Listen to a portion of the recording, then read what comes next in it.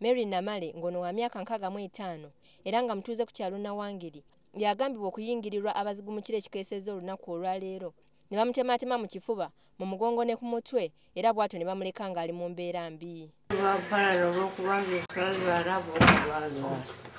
Yadde kino akiteeka ku mpalana kitegerekese nti abakoze ekikolwa kino bandibanga babadde bazze kunyaga bintu bye.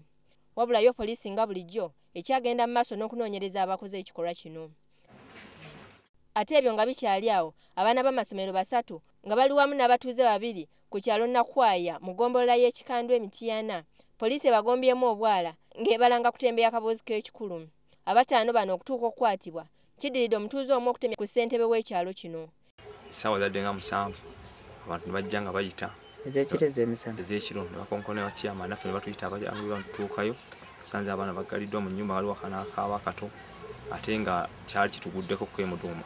Omwana yalekebwa mu nnyumba n'alibwa ensanafu naffe okuyimukiramu ne tutemya obubuuza bajja bakimaya abaana kubayita no ku poliisi. Ye ssentebe w'ekyalo kino ategeezezza nti aludde ng'asanga abaana bano ekiro mu bifo eby'enjawulo. Era nagendako ku nju emu we baali basula ninsangamu nembalamu abalala 15 abaali mu ssaawa egyo nagenderamu era nembagamba basenguke ku kyalo nembagoba tebasenguka era badda mu eroseera yemu.